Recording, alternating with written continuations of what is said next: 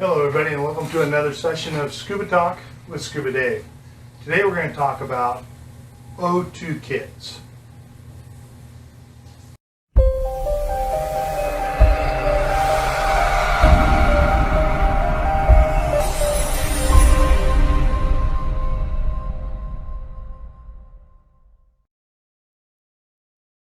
In regards to O2 kits, let me just start out by saying that this video that you're watching is not going to certify you in any way to provide oxygen. We recommend that you take a class, whether it be through Dan or Patty or through your certifying agency. You need to get certified. This, I hope to show you the importance of having it, and different people I think who should always have it with them, and why. That's the purpose of this video here today. So let's just start off by starting out with getting an O2 kit. Okay, there are several ways you can get an O2 kit. You can build a kit, or you can purchase a kit. Okay, through Dan, Divers Alert Network, and I'm sure there are other agencies out there that will sell you an O2 kit. I just don't know. The only one I know of is Dan, Divers Alert Network. Other than that, you can build your own O2 kit, okay? And that's what I did when I first started out. When I first started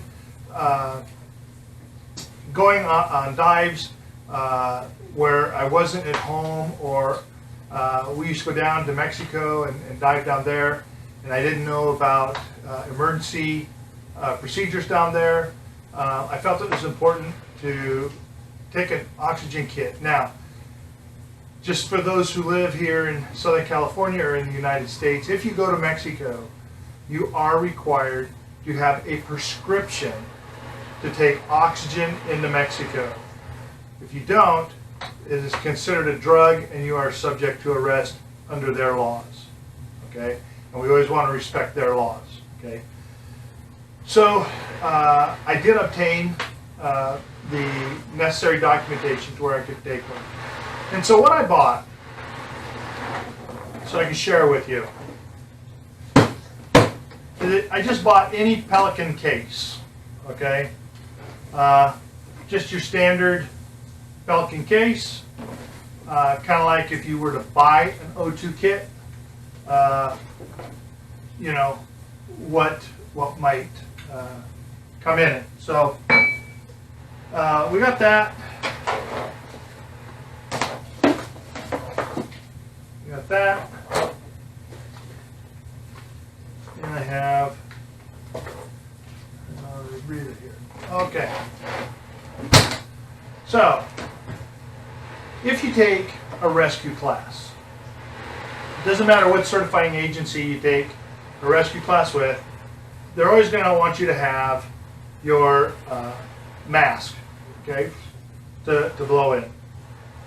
Okay, it's a resuscitating mask. Then, as you start looking to put an O2 kit together, what I did is I went on eBay, right? You can go to, I don't know, OfferUp or some of these others, and you'll find different things up there. Now this is it's a small bottle, and it's an old style, right? It's got the twist handle on it to open it up, and you can pick one of these up pretty cheap. However, you're not going to be able to get it filled unless you're certified, okay? Then I went and I researched, and I got a regulator for it, okay? Now there's a lot of different of these regulators out there, and you want to be careful. A lot of regulators that you're going to find out there on sale through eBay, OfferUp, stuff like that, they're going to be more of the home use type regulators for people who need oxygen throughout their day, okay? And the difference is they may not have all the different ports on it, but the adjustment knob, okay, for the flow control, okay, will go past 15. Most of your home models will only go up to 15. This goes up to 25. So if you're going to put one together, you might as well look for the one that goes up to 25. Okay. That's the one that's recommended in your dive oxygen kit. Okay. These go on whether you got the T-handle like this, or if you have the wheel, they go on the same way. Okay, it mounts on, they can only go one way. And then a couple other things that you want besides this O2 mask, because this one, the oral nasal mask, whoops, that was a filter. It also has the oxygen inlet. Okay, so I can hook an oxygen tube up coming out of the regulator into the mask as I'm giving rescue breaths. Okay. Then things that you can buy. Okay, this is our non-rebreather mask. Okay, and it hooks in to the barb port. Okay. Now the hard thing I had a hard time trying to find and to purchase was the demand valve. Seems like the only way I could find those is if it was in a kit. Okay, so for a lot of times I didn't have the demand valve. Nowadays the demand valves, even the trigger demand valves, if you push them, it's not forcing a lot of air. Okay, so just a regular demand mask, so when they breathe, they get it. Okay, they get what they want. That'll make the oxygen last, or the oxygen last a lot longer than say they use the non-rebreather, or if you have them using the oral nasal mask. Okay, so there's an example of at least you can get something together. So if you go to a place where 911 is going to take a long time to get to you, maybe you're in an area where there is no 911 service, and if your buddy comes up and is complaining they have problems, right, you can get them on O2 as you're trying to get them some help. Okay. Now, a couple other things I like to have in my kits. I like to have all kind of help, especially if it's just me and a buddy, and I've got to try to take care of my buddy. So I have slates, right, that'll help me out, help me with my thinking. On one of the slates, right, it tells me little pertinent information that I need, okay, to help me take care of my dive buddy. Okay. Okay, so that's pretty much a, do it yourself at home kind of thing. It'll work, it'll help you.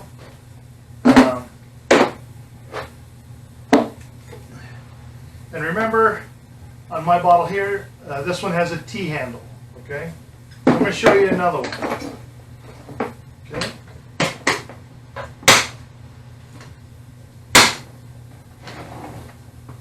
Okay. So then, as I progressed in my diving and I became teaching, I realized I wanted a real kit, and so I ended up buying a kit. Okay, and this one is Divers Alert Network. It's one of their kits. So I ended up buying one. I think they're around $600. I could be wrong. I don't know what they are today. Okay, but basically, it comes with the demand valve. Okay, you take your oral nasal mask, slap it on there, and your dive buddy can sit and hold it to their face, and they can breathe. Okay, if your dive buddy can't hold it to their face, okay, then you hook them up to the oral to the non-rebreather. Okay, and that'll help them out. Okay, now the one I bought from Dan, a little bit different. Okay. Okay, the regulator is the same. Okay, no difference in the regulator. Comes with one barb and 2 DSS. Okay, the DSS is for the demand valve. Okay, and the barb is for an oxygen inlet. In other words, you can hook it up to non-rebreather, oral nasal mask. You can hook just an oxygen tube. You can hook it to whatever will accept just the oxygen tube. And the difference between this one and the one I showed you earlier, the other one, remember, had a T-handle to open it. Okay, this has what they call the wheel wrench. Okay, and you take the wrench, you put it on top. Okay, and then you can open it up and you will dial the oxygen flow that you want for your buddy. Okay. You can also get a little bit bigger O2 bottles. It depends, where you're going, how long you're going to need it, depending on your buddy. So those are things that you also want to think about when you're getting an O2 kit together. Okay. And in this kit, I have it stocked with a oral nasal mask. I have gloves in here, and I also have rebreather set up in here as well. So technically with this setup, I could take care of 2 people at one time, okay, if I needed to. The bottle won't last very long, but at least I can get them some relief if I have to take care of 2 people at a time, okay. So those are the types of O2 kits that are out there. The other things I recommend is who should have one? Well, I believe instructors all should have one. Okay, if you're going to be taking your students out where you're going to be far away from any emergency services to get to you in a reasonable amount of time, I would suggest you take one. If you own your own boat and you're diving off your own boat, I would definitely have one on there. To me, that would be a must. I've got to have one on there. Okay. If charter boats, most of your charter boats will have them. Depends. I know all of them here in the United States will have them. I don't know how they are in different countries. I don't know the laws, but that's something to look into. When I go on vacation, I'm not going to take mine. Right? It's added, and trying to get an oxygen bottle on a flight. Good luck. Okay. I don't think it's going to happen unless you have a doctor's note, and it's one of those where you have to have it while you're flying. Okay. But I believe it's an important part of diving. Whether or not you're an instructor, if you and your buddy are diving at night, okay, doing night dives by yourselves, and it's going to take a while for any emergency aid to get to you, okay, I would recommend getting one. It's going to be the best money spent, especially if you have to use it. I hope you never ever have to use it. I hope it becomes a waste of money for you, but at least you'll have it as an insurance and a peace of mind to know that if something should go wrong, maybe I need it myself, okay? Hopefully my buddy is trained and he knows how to put it together. If not, I have slates in there. Remember those slates? They have diagrams on them on how to put it together, okay? If I can't tell him how to put it together, or if I can't help put it together, my dive buddy, he or she, or whoever, would be able to put it together, okay? But I strongly recommend taking a rescue class. Call your instructors up and tell them you want to take a rescue class. To me, that's one of the most important classes. I wish it was a part of a standard open water class, but they're not. They're separated. So I encourage everybody, if there's any one important class that I could tell you to take, would be definitely a rescue class. And things like this, getting an oxygen kit, you can always leave it in the car. You don't have to bring it out. But if you bring your buddy ashore, you're going to run, you can go get it if you need it, okay? Or if you have a shore crew, somebody on your shore crew can go to the car and get it for you so you have it, okay? Just like a first aid kit. I strongly recommend first aid kits, okay? As instructors, for Patty, if we're going to be away and we don't have lifeguards on duty and things like that, we have to carry a good first aid kit, okay? So that's going to be this week's episode, is oxygen kits, okay? Who should need them? Why should we get them? Okay? To me, those are important questions that we should ask ourselves if we're out diving. So for this week, this is Scuba Dave saying, have fun, be safe, and keep diving.